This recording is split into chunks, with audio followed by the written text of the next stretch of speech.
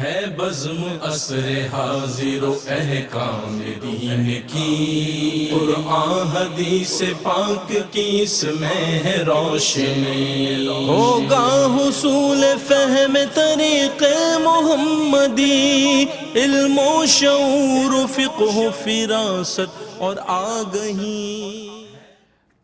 بسم اللہ الرحمن الرحیم، الحمدللہ فی الارض والسماء والصلاة والسلام علی اکرم الکرماء وعلی آلہ وصحبہ والائمۃ والعلماء، اما بعد۔ معزز ناظرین و سامعین، آج ایک مرتبہ پھر پروگرام عصر حاضر اور احکام دین لے کر ہم آپ کی خدمت میں حاضر ہیں۔ جیسا کہ آپ کو معلوم ہے کہ اس پروگرام میں ہر دفعہ ہم ایک ٹاپک پہ گفتگو کرتے ہیں، اس دوران آپ کی کیوریز کو بھی ایڈریس کیا جاتا ہے، آپ کی لائیو کالز کو بھی انٹرٹین کیا جاتا ہے، اور آپ کی کیوریز کے سوالات کے جوابات کتاب و سنت کی روشنی میں دینے کی کوشش کی جاتی ہے۔ تو آج جس ٹاپک کا ہم نے انتخاب کیا ہے، جیسا کہ پچھلی مرتبہ ہم نے ذکر کیا تھا، ہم توہمات پہ بات کر رہے تھے، تو آج اسی ٹاپک کو ہم آگے بڑھائیں گے۔ آج بھی ہم توہمات پہ بات کریں گے، اور آپ اس دوران اپنی کالز بھی کر سکتے ہیں، جو آپ کے سوالات ہوں گے ان کے جوابات بھی انشاءاللہ کتاب و سنت کی روشنی میں دینے کی بھرپور کوشش کی جائے گی۔ تو توہمات پہ گفتگو کرتے ہوئے کچھ باتیں تو میں نے پچھلے پروگرام میں کر دی تھیں، اور کافی کیوریز کا بھی ذکر کر دیا تھا۔ تو آج کچھ کیوریز اور جو ہمیں موصول ہوئی ہیں توہمات کے حوالے سے، تو باری باری ہم ان کو ایڈریس کرتے ہیں۔ ایک جنرل ڈسکشن تو میں نے توہمات کے حوالے سے کر دی تھی، اب جو ہے وہ ہم اسپیسیفائی توہمات پہ بات کرنا شروع کی تھی آخر میں نے تو کچھ کا ذکر میں نے کر دیا تھا، کچھ کیوریز اور موصول ہوئی ہیں، ان کو شامل کرتے ہیں۔ تو ایک تو جو ہے وہ یہ کیوری ہمیں موصول ہوئی کہ جناب گھر کے اندر جو ہے وہ اگر بچے وغیرہ جو ہے وہ کینچی چلا رہے ہوں تو خالی کینچی چلائیں تو اس پہ جو ہے وہ بڑے بوڑھے ٹوکتے ہیں، اور اکثر یہ کہتے نظر آتے ہیں کہ بھائی یہ خالی کینچی نہیں چلانی چاہیے، کہ اگر خالی کینچی چلائی جائے تو خالی کینچی چلانے سے ناچاکی ہوتی ہے، لڑائی جھگڑا ہوتا ہے، بالخصوص والدین کے مابین لڑائی جھگڑا ہوتا ہے۔ تو یہ اس کا حقیقت سے کوئی تعلق نہیں ہے، یہ بالکل مس کنسیپشن ہے۔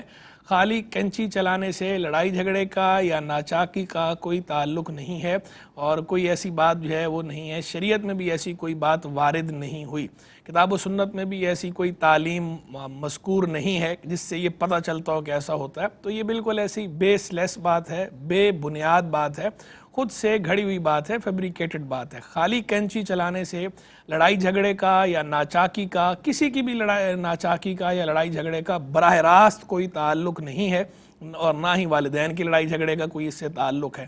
ہاں یہ الگ بات ہے کہ ویسے خالی کینچی چلانا یہ ایک ابس کام ہے، تو بچوں کو سکھانے کے لیے، مینرز سکھانے کے لیے، ایٹیکیٹ سکھانے کے لیے روکنا یا سمجھانا کہ بتانا کہ بھائی یہ ایسی بے فائدہ کام ہے، ابس کام ہے، آپ جو ہے کینچی خالی چلائے جا رہے ہیں، اور معیوب لگتا ہے دیکھنے والے کو، اگلا اسے تہذیب کے خلاف سمجھتا ہے، اگلا اسے آداب کے خلاف سمجھتا ہے۔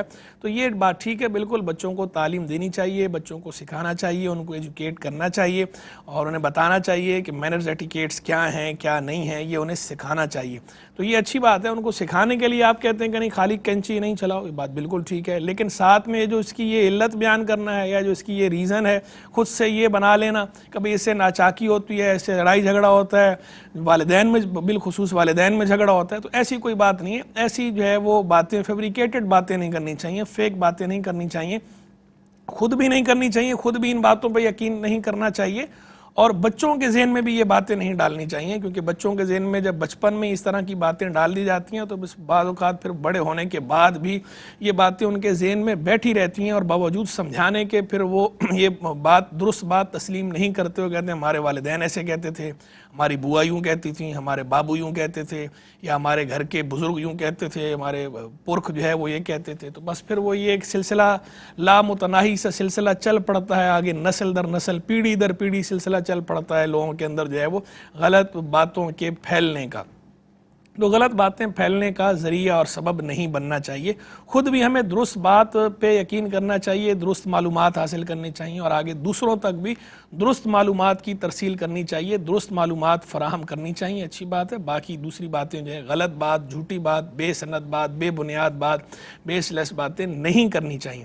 تو مینرز ایٹیکیٹ سکھائیں، اچھی بات ہے۔ اسی طرح جو ہے وہ یہ سمجھانا کہ بھئی اس طرح خالی کینچی نہیں چلاؤ کہ اس سے کہیں لگ نہ جائے، کوئی جو ہے وہ ضرر نہ ہو، کوئی نقصان نہ پہنچے، تکلیف نہ ہو، کہیں غلطی سے کسی جگہ لگ نہ جائے، خود اپنے آپ کو نہ لگ جائے یا کسی دوسرے کو نہ لگ جائے، اس وجہ سے سمجھانا اور روکنا یہ اچھی بات ہے، یہ سمجھانا چاہیے، اور یہ بھی سمجھانا چاہیے کہ یہ تہذیب کے خلاف ہے، آداب کے خلاف ہے، مینرز ایٹیکیٹس کے خلاف ہے، مایوس سمجھا جاتا ہے۔ ان باتوں کی وجہ سے خالی کینچی چلانے سے منع کرنا، روکنا، یہ اپنی جگہ بالکل درست ہے، لیکن یہ روکنے کی بنیاد یہ بنانا کہ اس سے ناچاکی ہوتی ہے یا بلا وجہ اس سے لڑائی جھگڑا ہوتا ہے یا کوئی فزیکل بات نہ ہو، صرف خالی کینچی چلانے سے لڑائی جھگڑا ہو جائے گا، تو یہ بدشگونی کے ضمن میں آتا ہے، تو یہ بے بنیاد بات ہے، اس طرح کی بات نہیں کرنی چاہیے۔ اور والدین کے مابین بھی اس کی وجہ سے کوئی جھگڑا نہیں ہوتا، براہ راست اس سے کوئی تعلق نہیں ہے، کوئی فزیکل کنیکشن اس سے نہیں ہے جھگڑے کا یا ناچاکی کا خالی کینچی چلانے سے،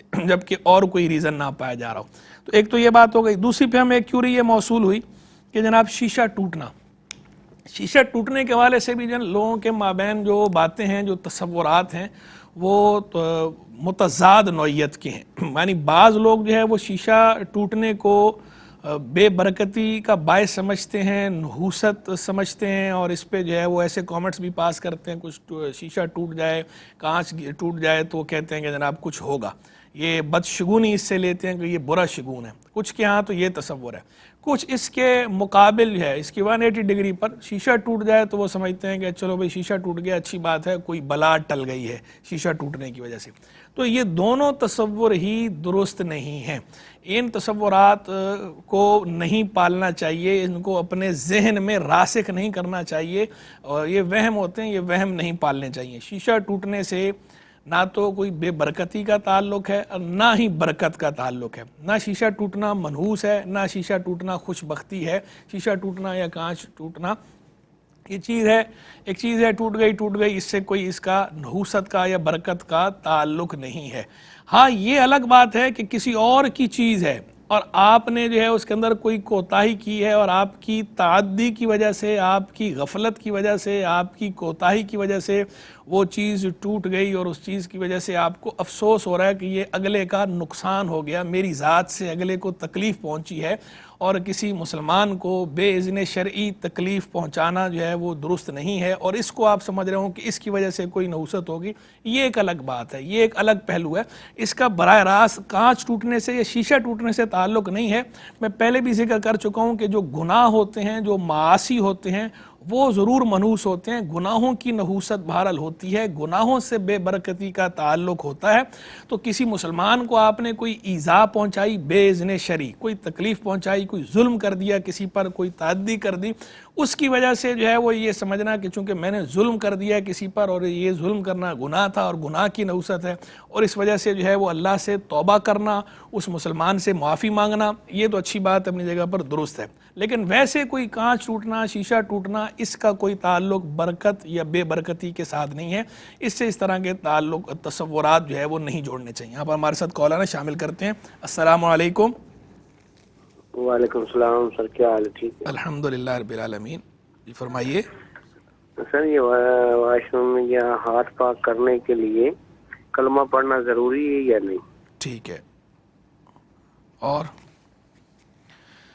جی تو میں گزارش کر رہا تھا کہ یہ کانچ ٹوٹنے سے یا شیشہ ٹوٹنے سے نہ تو برکت کا کوئی تعلق ہے اور نہ ہی اس سے کوئی بے برکتی کا تعلق ہے، ٹوٹنے کی چیز سے ٹوٹ گئی کوئی بات نہیں۔ باقی جو ہے رہ گئی یہ بات کہ اگر کوئی تکلیف پہنچے بندے کو، ٹھیک ہے، برتن ہے یا اور کوئی چیز ہے وہ ٹوٹ گئی ہے، تو یہ بھی ہمارے لیے ایک تکلیف کا باعث ہوتا ہے نا، تو اس تکلیف پر کوئی صبر کرے، اور صبر کے طور پر یہ کہے کہ انشاءاللہ یہ جو مجھے تکلیف پہنچنے پہ میں نے صبر کیا ہے، تو اس صبر کا اللہ کے اذن سے مجھے اجر ملے گا، اللہ کی ذات سے امید ہے، تو یہ ٹھیک ہے، باعث اجر تو ہوتا ہے۔ یہ تو احادیث کے اندر بھی بیان ہوا ہے کہ مسلمان کو کوئی تکلیف پہنچے اور اس پہ مسلمان صبر کا مظاہرہ کرے تو اس صبر پہ اسے اجر ملتا ہے۔ اور اپنے بچوں کو سمجھانے کے لیے کوئی چیز گر گئی ہے تو یہ سمجھانے کے لیے کہیں بھئی اس کو آپ برا نہ سمجھو کہ چیز گر گئی ہے تو اگلے کو برا بھلا کہنا شروع کر دیا، ٹوکنا شروع کر دیا، یا اگلے کو بہت زیادہ ڈانٹنا شروع کر دیا ہے. تو یہ اس سے بچانے کے لیے, گھر کا ماحول اچھا رکھنے کے لیے, کوئی اگر کہتا ہے کہ کوئی بات نہیں چیز ٹوٹ گئی ہے تو استعمال کرنے کی چیز تھی, استعمال کرنے کی چیزیں ٹوٹتی ہیں, استعمال ہوتی ہیں تو ٹوٹتی بھی ہیں, تو اس ٹوٹنے پر کوئی نہیں صبر کرو اور جو ہے وہ اللہ کا شکر کرو, ہر حال میں اللہ کا شکر کرنا چاہیے, تو اس شکر پر اور اس صبر پر اجر ملے گا, یہ برکت کا باعث ہوگا. تو یہ بات اپنی جگہ درست ہے کہ صبر و شکر جو ہے چونکہ نیکی ہیں اور نیکیاں جو ہے وہ برکت کا باعث ہوتی ہیں, انہیں برکت کا باعث سمجھنا, برکت کا سبب سمجھنا, یہ اپنی جگہ درست ہے. لیکن ویسے خود کوئی چیز جو ہے وہ صرف کسی چیز کا ٹوٹنا, چاہے وہ شیشے کی ہو یا کانچ کی ہو یا اور کوئی چیز ہو, صرف کسی چیز کا ٹوٹنا ذاتی طور پر اس میں کوئی برکت یا کوئی نحوست نہیں ہوتی. ہمارے ساتھ ایک اور کالر ہے, شامل کرتے ہیں. السلام علیکم. وعلیکم السلام. میں پوچھنا چاہ رہی ہوں کہ کیا 4 سنت ہوتے ہیں عصر کے, وہ عورتوں کو پڑھنے چاہیے یا نہیں؟ وہ غیر موقع ہوتے ہیں لیکن وہ ادا کرنے چاہیے یا نہیں؟ ٹھیک ہے. اور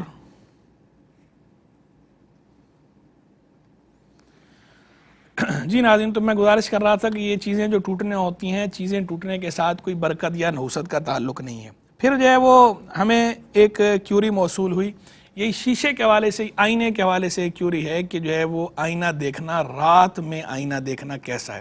بعض لوگ اس سے منع کرتے ہیں کہ جناب رات میں آئینہ نہیں دیکھنا چاہیے, اور بعض تو خالی منع کرتے ہیں, اور بعض جو ہے وہ منع کرنے کے ساتھ ساتھ اس کی ریزن بھی بیان کرتے ہیں, اس کا سبب بھی بیان کرتے ہیں, اس کی علت بھی بیان کرتے ہیں. وہ کہتے ہیں کہ جناب اگر رات میں آئینہ دیکھا جائے تو رات میں آئینہ دیکھنے سے چہرے پہ جھائیاں پڑتی ہیں.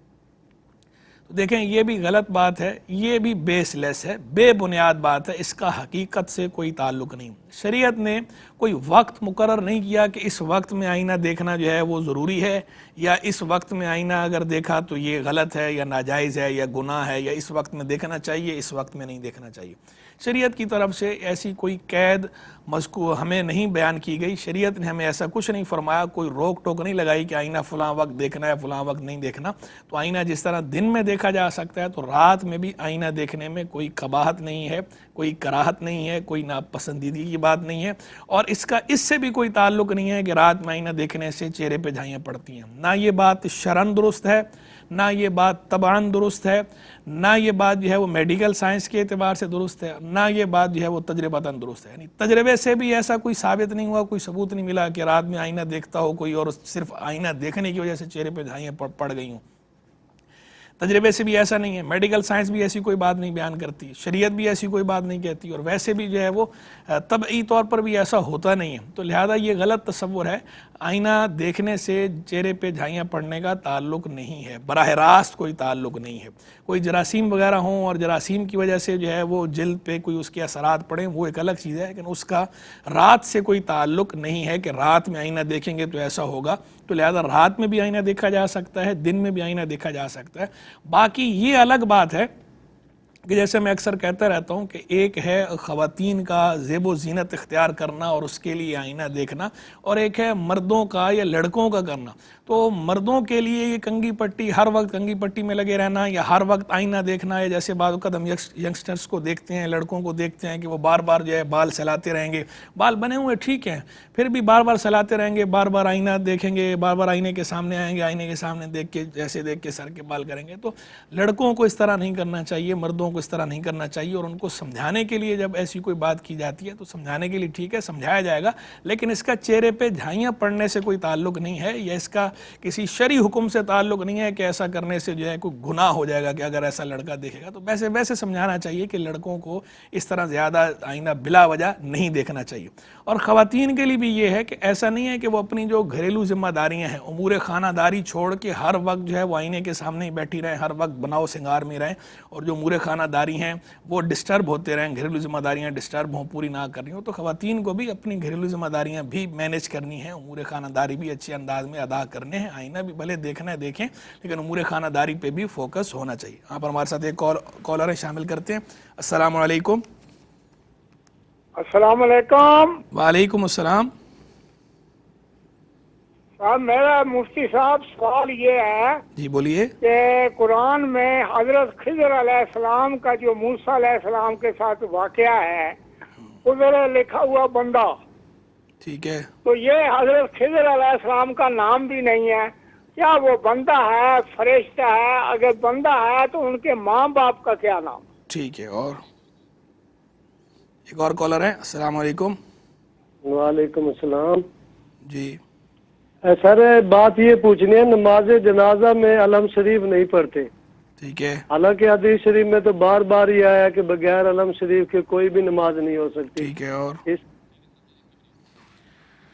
جی ناظرین, یہاں پر مختصر سے بریک کا وقت ہوا چاہتا ہے, امید کرتے ہیں آپ ہمارے ساتھ رہیں گے. ناظرین ویلکم بیک. بریک پہ جانے سے پہلے ہم توہمات کے حوالے سے بات کر رہے تھے, اور کچھ توہمات کا ہم نے ذکر کیا جن کے اندر خالی کینچی چلانے کے حوالے سے جو توہم ہے اس کا ہم نے رد کیا, شیشہ ٹوٹ جائے, کانچ کا برتن ٹوٹ جائے اس کے حوالے سے توہم کا رد کیا, رات میں آئینہ دیکھنے کے حوالے سے جو تصورات پائے جاتے ہیں, جو غلط باتیں مشہور ہیں, اس کا ہم نے رد کیا.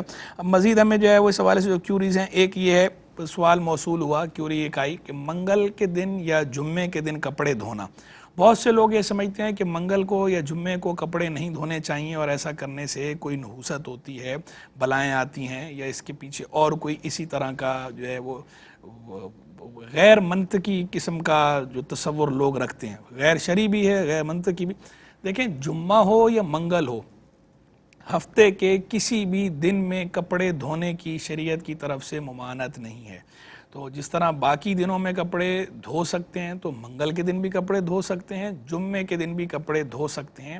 اس کا بے برکتی سے یا نحوست سے یا گناہ سے یا ناجائز ہونے سے کوئی تعلق نہیں ہے, بالکل بغیر کسی کراہت کے جائز ہے. منگل کو بھی کپڑے دھونا جائز ہے, جمعے کے دن بھی کپڑے دھونا جائز ہے. باقی یہ الگ بات ہے کہ چونکہ جمعے کے دن نماز کا اہتمام کرنا ہوتا ہے, اور جمعے کی اپنی ایک خاص فضیلت ہے جو حدیث کے اندر وارد ہوئی ہے, جمعے کی بھی اور جمعے کی نماز کی بھی. تو جمعے کی نماز کے اہتمام کی وجہ سے کہ بھئی سارا جو ہے جمعے کے جو اہتمام ہیں, جو جمعے کے آداب ہیں اور عبادت کا اہتمام ہے وہ کیا جائے, اور اس چیز میں اتنا مشغول نہ ہوا جائے کہ جس سے جو ہے وہ عبادت میں خلل آئے. اس وجہ سے کوئی جمعے کے دن کپڑے نہیں دھوتا, یا جمعے کے علاوہ کوئی اور دن مختص کر لیتا ہے اپنی سہولت کے اعتبار سے کپڑے دھونے کے لیے.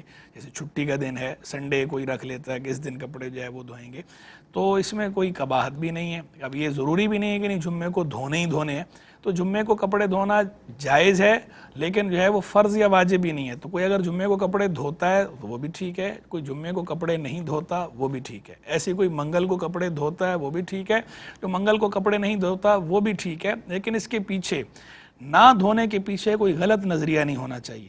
تو اگر کوئی جو ہے وہ غلط نظریہ نہیں رکھتا تو پھر ٹھیک ہے, کوئی حرج نہیں ہے. لیکن اگر کوئی جو ہے وہ غلط نظریہ رکھتا ہے تو پھر اس کے غلط نظریے کی اصلاح بہرحال ضروری ہے, اور وہ اسے ہم سمجھائیں گے, اور وہ سمجھاتے بھی ہیں, اور جو غلط نظریہ ہے اس کو ہم کنڈیم کرتے ہیں. یہاں پر ایک کالر ہے ہمارے ساتھ, شامل کرتے ہیں. السلام علیکم. لائن ڈراپ ہو گئی, آپ ہمیں دوبارہ کال کر سکتے ہیں. جی ناظرین, تو میں گزارش کر رہا تھا کہ منگل کو بھی کپڑے دھو سکتے ہیں, جمعے کو بھی کپڑے دھو سکتے ہیں. اس میں کسی قسم کی کوئی قباحت نہیں ہے, کوئی کراہت بھی نہیں ہے, کوئی گناہ بھی نہیں ہے, اور اس سے کوئی بے برکتی یا نحوست کا بھی کوئی تعلق نہیں ہے, اور بلاؤں کا بھی کوئی تعلق نہیں ہے اس کے ساتھ. پھر ہمیں ایک جو ہے وہ کیوری موصول ہوئی. اکثر جو ہے وہ معاشرے میں مشہور ہے یہ بات, اور لوگ پوچھتے ہیں بعض اوقات کہ جناب جا نماز جو ہے, مصلی جو ہے اس پہ جب نماز پڑھتے ہیں تو نماز پڑھنے کے بعد اگر ایسی چھوڑ دیا جائے تو لوگ کہتے ہیں کہ جناب جا نماز جو ہے وہ اس طرح مصلی بچھا ہوا نہ ہو, جا نماز بچھی ہوئی نہ ہو. اگر نماز پڑھ رہے ہیں تو ٹھیک ہے, نہیں پڑھ رہے ہیں تو اسے فولڈ کر کے رکھنا ضروری ہے, یا کم از کم اس کا کونا موڑنا ضروری ہے. کیوں؟ وجہ کیا ہے بھائی؟ وہ کہتے ہیں وجہ یہ ہے کہ اگر جا نماز اس طرح جو ہے وہ بچھی رہے گی تو اس جا نماز پہ شیطان جو ہے وہ نماز پڑھے گا. تو دیکھیں ایسی کوئی بات جو ہے وہ کتاب و سنت میں وارد نہیں ہوئی. کتاب و سنت میں یہ تعلیم موجود نہیں ہے. کتاب و سنت میں ایسی کوئی بات نہیں کہی گئی کہ جا نماز یا مصلی اگر جو ہے وہ آپ اس پہ نماز نہیں پڑھ رہے تو اس کو فولڈ کر کے رکھنا ضروری ہے, یا اگر آپ اس کو خالی چھوڑیں گے تو اس پہ شیطان نماز پڑھے گا. براہ راست ایسی کوئی بات کتاب و سنت میں موجود نہیں ہے. ہاں یہ الگ بات ہے کہ جا نماز ہے یا مصلی ہے, آپ اس وجہ سے فولڈ کر کے رکھ دیتے ہیں کہ اس کی بے حرمتی نہ ہو, کہ آپ نے بار بار گزرنا ہے, وہاں پہ کوئی چیز نہ گر جائے, کوئی گندگی نہ گر جائے, یا بار بار آپ جو ہے بلا وجہ اسے روندے نہیں پاؤں کے ساتھ, اور اس وجہ سے آپ احتراماً کہ یہ اس پہ نماز پڑھی جاتی ہے, نماز ادا کی جاتی ہے, مصلی ہے, جا نماز ہے, اس کا اپنا ایک احترام ہے, اس وجہ سے آپ اس کو فولڈ کر کے رکھتے ہیں. تو اچھی بات ہے, رکھنا بھی چاہیے فولڈ کر کے آپ, اور یہ کہ بلا وجہ جو ہے وہ جا نماز یا مصلی جو ہے اس پہ کوئی گندگی نہ ہو, اس سے بچانے کے لیے کرتے ہیں, ٹھیک ہے, اچھی بات ہے, کرنا چاہیے. لیکن اگر جو ہے وہ اس کے پیچھے یہ نظریہ رکھتے ہیں کہ نہیں اس طرح نہیں کریں گے تو شیطان اس پہ نماز پڑھے گا، تو شیطان جو ہے وہ جا نماز پہ نماز نہیں پڑھتا. شیطان کے نماز پڑھنے یا نہ پڑھنے سے جا نماز کے بچھے ہونے کا یا جا نماز کے فولڈ ہونے کا کوئی تعلق نہیں ہے. باقی یہ الگ بات ہے کہ کپڑوں کے لیے ضرور اس طرح کی بات آئی ہوئی ہے کہ کپڑے جو ہے استعمالی کپڑے جو ہے وہ بندہ کپڑے اگر جو ہے وہ طے کر کے نہ رکھے تو جو ہے اس پہ شیطان کے استعمال کرنے کی بات بعض روایات میں آئی ہے. وہ ایک الگ پہلو الگ بات ہے. جا نماز کے ساتھ جو ہے وہ اس طرح کا کوئی معاملہ نہیں ہے. کوئی ایسی روایت براہ راست نہیں آئی کہ جس کے اندر یہ بات بیان کی گئی ہو کہ جا نماز کو فولڈ کرنا ضروری ہے، اگر جا نماز بچھی رہے گی تو اس پہ شیطان نماز پڑھے گا. تو جا نماز اگر بچھی ہوئی ہے فولڈ نہیں بھی کی تو کوئی مسئلہ نہیں ہے، کوئی ایشو نہیں ہے. اور ویسے بھی دیکھیں مساجد کے اندر جہاں پہ کارپیٹ وغیرہ ہوتے ہیں، قالین ہوتے ہیں، تو وہ تو بچھے ہی رہتے ہیں مستقل. مسجد نبوی شریف ہے، مسجد حرام ہے مکہ مکرمہ میں، مدینہ منورہ میں، کہ وہاں پر جہاں اندر جو کارپیٹ جہاں پر ہوتے ہیں تو وہاں تو آپ دیکھیں کارپیٹ بچھے ہی رہتے ہیں. تو کیا آپ جو ہے وہ شیطان وہاں کارپیٹ میں نماز پڑھتا ہے، شیاطین کی لائن لگ جاتی ہے نماز پڑھنے کی؟ ایسی کوئی بات نہیں ہے. شریعت میں ایسی کوئی بات نہیں بتائی گئی کہ جا نماز بچھی ہوئی ہے یا مصلی بچھا ہوا ہے تو اس پہ اب جو ہے وہ اگر بندے نماز نہیں پڑھ رہے یا بندے اس پہ بیٹھے نہیں ہیں تو شیطان جو ہے اس کو استعمال کرے گا یا نماز پڑھے گا اس پہ. تو شیطان اس پہ نماز نہیں پڑھتا. ایسی کوئی بات، یہ غیبی بات ہے. غیبی امور کے لیے ویسے بھی جو ہے وہ نص درکار ہوتی ہے. قطعی طور پر ذکر کرنے کے لیے اس کے علم کے لیے نص درکار ہوتی ہے، اور ضمنی طور پر ذکر کرنے کے لیے بھی بہرحال اس کی بیک پہ کوئی دلیل موجود ہونا ضروری ہے. تو اس کی بیک پہ تو کوئی دلیل ہے ہی نہیں، نہ قطعی دلیل موجود ہے نہ ضمنی دلیل موجود ہے. تو ایسی باتیں اپنی طرف سے بنا کے نہیں کرنی چاہیے. پھر جو وہ ایک سوال، ایک کیوری ہمیں یہ موصول ہوئی کہ جناب ہتھیلی میں کھجلی کے حوالے سے بہت زیادہ مشہور ہے لوگوں میں کہ اگر جو ہے وہ ایک ہاتھ میں کھجلی ہو تو پیسہ جو ہے وہ جاتا ہے، دوسرے میں کھجلی ہو تو پیسہ آتا ہے. مثلا دائیں ہاتھ میں کہتے ہیں کھجلی ہو تو پیسہ آئے گا، بائیں ہاتھ میں کھجلی ہو تو پیسہ جائے گا. تو دیکھیں پیسہ آنے کا یا پیسہ جانے کا ہاتھ کی کھجلی کے ساتھ کوئی تعلق نہیں ہے. پیسہ اگر آنا ہے تو آنا ہے، بھلے آپ کے بائیں ہاتھ میں مستقل کھجلی ہوتی رہے، پیسہ اگر آنا ہے تو پھر بھی آئے گا. اور ایسی جو ہے پیسہ اگر جانا ہے تو جانا ہے، بھلے آپ دائیں ہاتھ میں کھجلی کرتے رہیں یا کھجلی ہوتی رہے. تو دائیں ہاتھ کی یا بائیں ہاتھ کی کھجلی سے، خارش سے پیسے کے آنے یا جانے کا کوئی تعلق نہیں ہے. کھجلی کے جو ریزنز ہیں، خارش کے جو ریزنز ہیں، جو میڈیکل ریزنز ہیں، جو میڈیکل سائنس بتاتی ہے وہ ریزنز ہیں. ان اسباب کی وجہ سے کھجلی ہوتی ہے یا خارش ہوتی ہے، اس کے وہی اسباب ہیں، اس کا پیسے سے کوئی تعلق نہیں ہے. اور ایسی جو ہے وہ پیسے حاصل کرنے کے جو ذریعے ہیں یا پیسہ خرچ کرنے کے جو ذریعے ہیں ان سے پیسے کا تعلق ہے. دائیں ہاتھ کی کھجلی یا بائیں ہاتھ کی کھجلی سے نہیں ہے. جو پیسہ حاصل کرنے کے یا کمانے کے جو ذرائع ہیں ان ذرائع سے پیسہ آتا ہے، اور جو پیسہ خرچ کرنے کے ذرائع ہیں، پیسہ یا پیسہ ضائع کرنے کے ذرائع ہیں، ان سے پیسہ خرچ ہوتا ہے یا پیسہ ضائع ہوتا ہے. کھجلی سے، ایک ہاتھ کی کھجلی سے یا دوسرے ہاتھ کی کھجلی سے، دائیں ہاتھ کی کھجلی سے یا بائیں ہاتھ کی کھجلی سے پیسے کے آنے یا پیسے کے جانے کا کوئی تعلق نہیں ہے. تو اس حوالے سے بھی بالکل ہمارا ذہن جو ہے وہ کلیئر ہونا چاہیے، بالکل کلیئرٹی ہے اس کے اندر. پھر جو ہے وہ ایک کیوری یہ موصول ہوئی چپل کے حوالے سے کہ جناب چپل پہ چپل آ جائے تو کہتے ہیں کہ چپل پہ چپل آ جائے تو اب جو ہے وہ سفر ہوگا. یعنی ایسا ہے کہ یہ اس بات کی نشانی ہے، اس بات کی علامت ہے کہ بندے کے نصیب میں سفر ہے، سفر کرے گا. تو بھائی سفر کے ساتھ جو ہے وہ چپل کا کوئی تعلق نہیں ہے. چپل ہوں یا جوتے ہوں، اس کا سفر سے ایسا تعلق نہیں ہے کہ ایک جوتے پہ دوسرا جوتا آ جائے یا ایک چپل پہ دوسرا چپل آ جائے تو سفر ہوگا ہی ہوگا. اور ہم دیکھتے بھی ہیں، مشاہدہ بھی ہے کہ بارہا ایسا ہوتا ہے کہ چپل پہ چپل آ جاتا ہے پھر بھی اگلے بندے کا کوئی سفر نہیں ہوتا. اور جو زیادہ ٹریولنگ والے ہوتے ہیں وہ اتنی ٹریولنگ کرتے ہیں لیکن کبھی ایسا نہیں ہوتا کہ چپل پہ چپل آ رہا ہو. تو اس کا چپل پہ چپل آنے سے سفر کے ہونے کا کوئی تعلق نہیں ہے، ٹریولنگ کا، جرنی کا اس سے کوئی تعلق نہیں ہے. یہ ایسے ہی بس جو ہے وہ اڑی ہوئی بات ہے. اور یہ جو اس طرح کی اڑی ہوئی باتیں ہوتی ہیں یہ اکثر جو ہے وہ فیبریکیٹڈ ہوتی ہیں، اکثر کانکاکٹڈ ہوتی ہیں، اکثر جو ہے یہ فیک ہوتی ہیں. تو ایسی کوئی بات نہیں ہے، بیس لیس، بے بنیاد بالکل. تو یہ بھی ایسی بات ہے. تو اس طرح کی باتیں نہ تو خود ان پہ یقین کرنا چاہیے، نہ ان کو آگے اس طرح پھیلانا چاہیے. پھر جو ہے اسی چپل کے حوالے سے ایک کیوری ہمیں اور موصول ہوئی کہ جناب چپل جو ہے وہ اگر الٹی ہو جائے تو تو اس پہ بھی جو ہے وہ لوگ بہت سی باتیں کرتے ہیں. بعض لوگ تو کہتے ہیں کہ جناب یہ چپل الٹی ہونا گناہ ہے. بعض کہتے ہیں چپل الٹی ہو گئی تو اب جو ہے وہ کوئی نحوست ہوگی یا کوئی بلا آئے گی تو کہتے ہیں فوراً نہیں چپل سیدھی کرو. بعض کہتے ہیں کہ جناب یہ چپل الٹی ہو رہی ہے تو یہ معاذ اللہ جو ہے وہ اللہ کی طرف ہو رہی ہے, تو یہ اس سے اللہ تبارک و تعالیٰ کی جو ہے وہ توہین ہو رہی ہے. تو دیکھیں چپل جو ہے وہ الٹی ہونے سے شریعت کے کسی ایسے حکم کا براہ راست تعلق نہیں ہے کہ چپل اگر الٹی ہو گئی ہے تو یہ گناہ ہو گیا ہے, تو گناہ, اس کو گناہ قرار دینا درست نہیں. ایسے ہی چپل الٹی ہو گئی ہے تو کوئی بلا آئے گی, اس کا بلا سے بھی کوئی تعلق نہیں. چپل الٹی ہو گئی ہے تو نحوست ہوگی, نحوست سے بھی اس کا کوئی تعلق نہیں. چپل الٹی ہو گئی تو بے برکتی ہوگی, بے برکتی سے بھی اس کا کوئی تعلق نہیں. باقی یہ الگ بات ہے کہ چپل کی جو اصل وضع ہے چپل کو اس کے مطابق ہی ہونا چاہیے. مینرز ایٹیکیٹس یہ ہیں کہ چپل جو ہے وہ الٹی نہ ہو, سیدھی ہو. تو مینرز ایٹیکیٹ سکھانے کے لیے بچوں کو یہ بات سمجھانا کہ دیکھو چپل الٹی ہونا اچھی بات نہیں ہے, مایوس سمجھا جاتا ہے معاشرے کے اندر, اور اس سے لگتا ہے کہ یہ بندہ جو ہے اس کو کوئی سلیقہ نہیں ہے, یہ سلیقہ شعار نہیں ہے, یہ سگڑ نہیں ہے, اس کو کوئی کسی چیز کی سینس نہیں ہے. تو اس وجہ سے جو ہے وہ چپل الٹی نہیں ہونی چاہیے.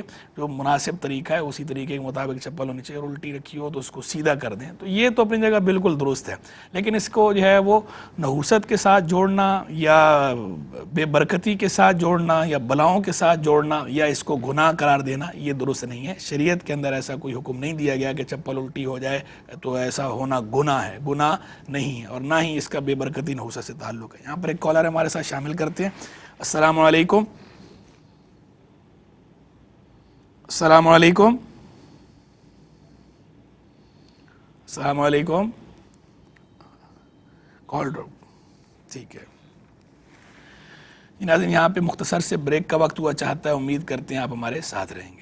ناظرین ویلکم بیک. بریک پر جانے سے پہلے ہم جو ہے وہ بات کر رہے تھے چپل کے الٹا ہونے کے حوالے سے کہ چپل اگر الٹی پڑی ہو تو مینرز ایٹیکیٹس کا تقاضا یہ ہے, آداب کا تقاضا یہ ہے, تہذیب کا تقاضا یہ ہے کہ اسے سیدھا کر لینا چاہیے.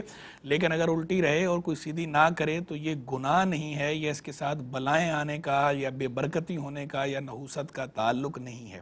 اسی طرح ایک کیوری ہمیں اور موصول ہوئی, وہ یہ کہ جناب ایک بات یہ مشہور ہے کہ اگر بندہ کرسی پر بیٹھا ہو یا صوفے پر بیٹھا ہے یا چارپائی پر یا بیڈ پر کسی بھی اونچی جگہ بیٹھ کر یا زمین پہ بیٹھ کر بار بار بندہ پاؤں ہلاتا رہے تو منع کرتے ہیں. بڑے بوڑھے کہتے ہیں کہ جناب پاؤں نہیں ہلاؤ, کہ اس سے جو ہے وہ نحوست ہوتی ہے یا اس سے بے برکتی ہوتی ہے یا تنگ دستی ہوتی ہے. تو دیکھیں اس طرح پاؤں ہلانے سے بے برکتی کا, نحوست کا یا رزق کی تنگی کا کوئی تعلق نہیں ہے. اس طرح پاؤں ہلانے سے کوئی بے برکتی نہیں ہوتی, کوئی نحوست نہیں ہوتی, کوئی رزق میں تنگی نہیں ہوتی.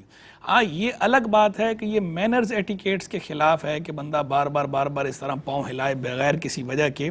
دیکھنے والے پہ اچھا تاثر نہیں پڑتا, لوگ اسے مایوب سمجھتے ہیں, آداب کے خلاف سمجھتے ہیں, تہذیب کے خلاف سمجھتے ہیں, اور اسے یہ سمجھا جاتا ہے کہ یہ کوئی بردبار آدمی نہیں ہے, یہ سیریس آدمی نہیں ہے, سنجیدہ آدمی نہیں ہے, یہ کھلنڈری طبیعت کا لگتا ہے, اور کوئی یہ سنجیدہ آدمی کا یہ کام نہیں ہے, کوئی ڈیسنٹ آدمی اس طرح کے کام نہیں کرتا یا ایسی حرکت بار بار نہیں کرتا, یہ سمجھا جاتا ہے.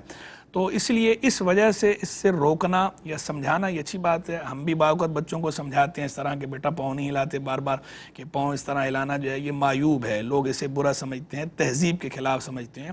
اور یہ جو ادب اور بے ادبی کا مدار ہوتا ہے یہ عرف پر ہوتا ہے, اس کا تعلق رسم و رواج سے ہوتا ہے کہ جس چیز کو معاشرے میں بری نگاہ سے دیکھا جاتا. تو وہم کی بات نہیں کر رہے ہم, وہم الگ چیز ہے, اور ویسے جو ہے وہ آداب کے خلاف ہونا, تہذیب کے خلاف ہونا یہ الگ چیز ہے.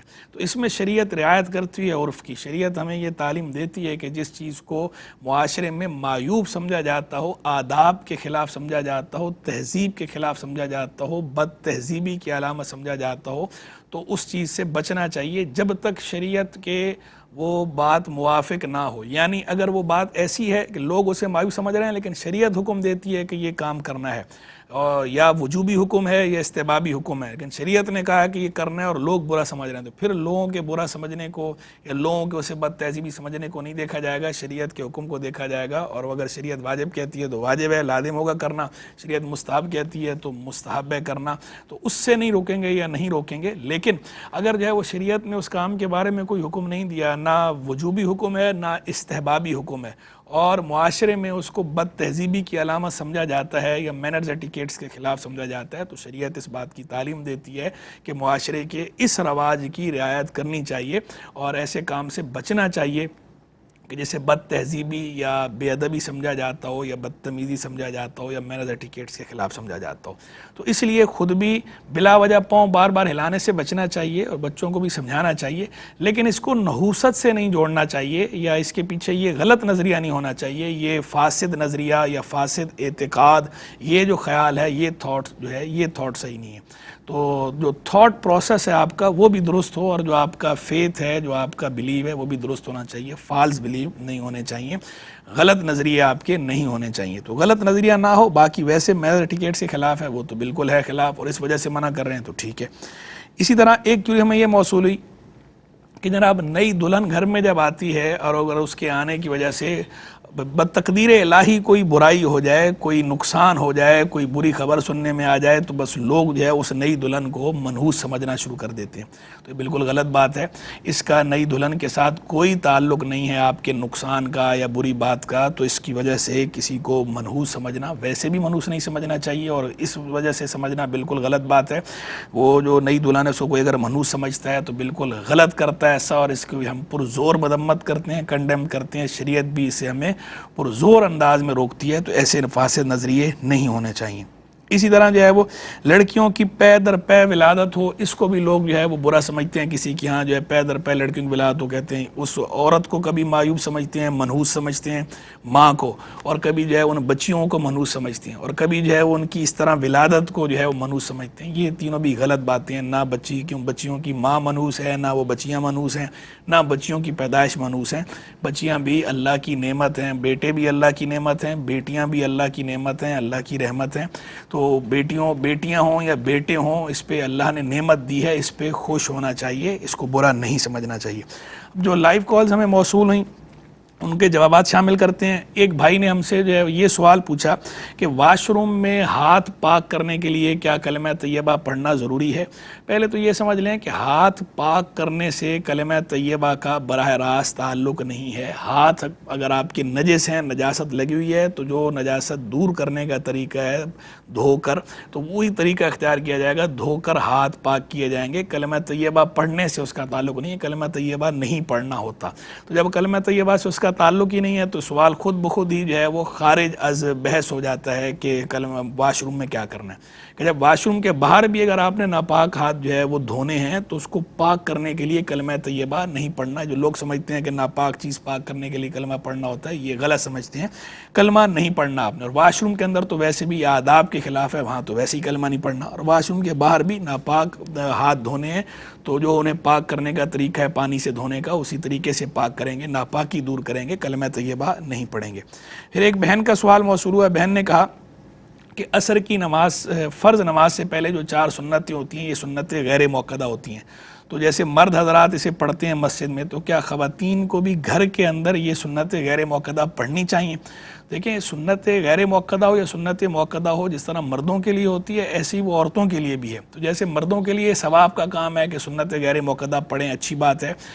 نہیں پڑھی تو گناہ نہیں ہے، لیکن پڑھنی چاہیے، ثواب سے محرومی بہرحال ہے. تو ایسی عورتوں کے لیے بھی بالکل بعین ہی یہی حکم ہے کہ سنت غیر موقدہ جو ہے وہ پڑھیں، ثواب ملے گا. نہیں پڑھیں گی تو گناہ گار تو نہیں ہوں گی، لیکن بہرحال ثواب سے محرومی ہے. تو اس لیے سنت غیر موقدہ پڑھنی چاہیے.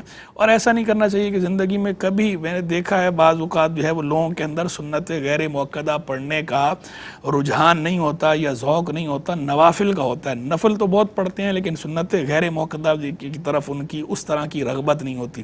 تو ٹھیک ہے، نفل پڑھنا بھی اپنی جگہ ثواب کا کام ہے، لیکن نفل کے مقابلے میں، نفل محض کے مقابلے میں سنت غیر موقدہ جو ہے وہ اعلیٰ ہے. تو سنت غیر موقدہ بھی نفل میں شمار ہوتی ہے، لیکن یہ اعلیٰ نفل ہے، اور جو نفل محض ہیں وہ اس سے کم درجے کا ہیں. تو جیسے اگر آپ کو نوافل کا ذوق ہے تو سنت غیر موقدہ کا ذوق بھی آپ کے اندر ہونا چاہیے. تو سنت غیر موقدہ بھی پڑھا کریں. بہرحال کسی نے نہ پڑھی تو گناہ گار نہیں ہے. پھر ایک بھائی نے سوال پوچھا کہ قرآن میں حضرت خضر اور حضرت موسیٰ علیٰ نبینا علیہ السلام ان کا واقعہ آیا ہے، اور اس میں حضرت خضر کے لیے جو ہے وہ عبد کا لفظ استعمال ہوا ہے، بندے کا لفظ استعمال ہوا ہے. تو اب پوچھنا یہ ہے کہ یہ فرشتے ہیں یا انسان ہیں، اور اگر انسان ہیں تو ان کے ماں باپ کا نام کیا ہے؟ پہلی بات تو یہ ہے کہ حضرت خضر علیہ السلام کے لیے فرشتہ ہونے کا ایک قول تو اگرچہ موجود ہے، لیکن وہ قول شاذ ہے، یعنی وہ غلط قول ہے. اس بات کی تصریح موجود ہے جو ائمہ کا اس بارے میں قول ہے اکثریت کا، اور جو چیز دلائل سے ثابت ہوتی ہے وہ یہ ہے کہ حضرت خضر علیہ نبینا علیہ السلام بھی انسان ہیں، فرشتے نہیں ہیں، جن نہیں ہیں، انسان ہیں۔ اب اس بارے میں بہرحال ائمہ کے مابین اختلاف ہے کہ حضرت خضر علیہ السلام ولی ہیں یا نبی ہیں۔ اکثریت کا قول یہ ہے کہ حضرت خضر علیہ السلام جو ہے وہ نبی ہیں، اور ہمارے نزدیک بھی راجح قول یہی ہے کہ آپ نبی ہیں۔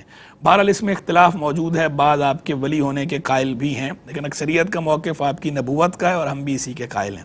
اس بات میں بھی اختلاف ہے کہ آپ زندہ ہیں یا آپ فوت ہو گئے، اس دنیا سے تشریف لے جا چکے ہیں یا ابھی تک موجود ہیں اور قرب قیامت میں آپ کا وصال ہوگا، اس بارے میں بھی اختلاف ہے۔ بعض ائمہ کا، بعض محدثین کا موقف یہ ہے اور بعض صوفیاء کا موقف یہ ہے کہ آپ انتقال فرما چکے ہیں، جبکہ بعض محدثین کا اور بعض صوفیاء کا موقف یہ ہے کہ آپ ابھی بھی زندہ ہیں اور قرب قیامت میں آپ کا وصال ہوگا۔ تو بہرحال جہاں اس طرح کا اختلاف ہو تو اس میں توسع ہوتا ہے، وسعت ہوتی ہے۔ تو ہیں آپ انسان، اور اکثر کے قول کے مطابق آپ نبی ہیں۔ اب رہ گئی یہ بات کہ جناب اگر آپ نبی ہیں تو آپ کے انسان ہیں تو آپ کے ماں باپ کا نام کیا ہے؟ تو دیکھیں ہمیں جو ہے وہ تمام انبیاء کرام علیہ السلام جن کا ذکر قرآن میں آیا ہے، جن کا نبی ہونا جو ہے وہ کنفرم ہے، یعنی ایک تو وہ ہے نا کہ جیسے خضر علیہ السلام ان کے بارے میں اختلاف ہے نبی یا ولی ہونے کے بارے سے، لیکن وہ حضرات کہ جن کے نبی ہونا کنفرم ہے، جس میں کوئی اختلاف نہیں ہے، ان سب کے والدین کے نام بھی معلوم نہیں ہیں۔ تو جتنی بات ہمیں کتابوں میں ملتی ہے اتنی بات جو ہے وہ ہم تسلیم کرتے ہیں جو کتابوں سے ثابت ہے۔ باقی تو حضرت خضر علیہ السلام کے بارے میں کتاب و سنت میں براہ راست ایسی کوئی بات نہیں آئی ان کے جو ہے والدین کے نام کے حوالے سے۔ باقی اقوال ضرور ہیں، بعض لوگوں نے بعض کتابوں میں قول لکھا ہوا ہے بلیہ بن ملکان ان کے نام کے حوالے سے کہ خضر لقب ہے، نام بلیہ ہے، والد کا نام ملکان، تو بلیہ بن ملکان۔ بہرحال یہ ایک قول ہے، تو قول ہوتا ہے، اس کی حیثیت جو ہے وہ حدیث یا قرآن کی آیت کی طرح کی نہیں ہوتی۔ ایک بھائی نے سوال پوچھا کہ جنازے کے اندر جو ہے وہ الحمد شریف نہیں پڑھتے، حالانکہ جو ہے وہ نماز میں بار بار جو ہے تاکید آئی ہے سورہ فاتحہ پڑھنے کی۔ تو دیکھیں جنازے کی نماز میں اور عام نماز 5 وقتہ نماز میں فرق ہوتا ہے، اسی وجہ سے جنازے کے اندر تشہد نہیں ہوتا، اسی وجہ سے جنازے کے اندر جو ہے وہ دیگر چیزیں رکوع نہیں ہوتا، جنازے میں سجدہ نہیں ہوتا، جبکہ عام نمازوں میں رکوع بھی ہوتا ہے، سجدہ بھی ہوتا ہے، تشہد بھی ہوتا ہے۔ تو جنازہ جو ہے وہ اگرچہ نماز کے مشابہ ہے لیکن اپنی حقیقت کے اعتبار سے دعا ہے، مغفرت کی دعا کے لیے ہوتا ہے۔ تو جنازے کے اندر اس وجہ سے دعا مانگی جاتی ہے۔ تاہم کوئی اگر سورہ فاتحہ دعا کی نیت سے پڑھ لے تو دعا کی نیت سے سورہ فاتحہ پڑھنا بھی جائز ہے، اور باقی ائمہ کا اختلاف ہے، بعض حضرات سورہ فاتحہ پڑھنے کو ضروری قرار دیتے ہیں جنازے میں، اور بعض حضرات جو ہے سورہ فاتحہ پڑھنے کو درست نہیں سمجھتے۔ تو بہرحال اگر ثنا کی نیت سے یا دعا کی نیت سے کوئی سورہ فاتحہ جنازے میں پڑھ لیتا ہے تو یہ بھی جائز ہے، قرات کی نیت سے پڑھنا بہرحال جو ہے وہ مکروہ ہے۔ یہاں پروگرام کا وقت ختم ہوا جاتا ہے، انشاءاللہ اگلی دفعہ جو ہے یہی ٹاپک یا کوئی اور ٹاپک لے کر حاضر ہوں گے۔ اللہ تبارک و تعالی ہمارا اور آپ سب کا حامی و ناصر ہو۔ وآخر دعوانا ان الحمدللہ رب العالمین۔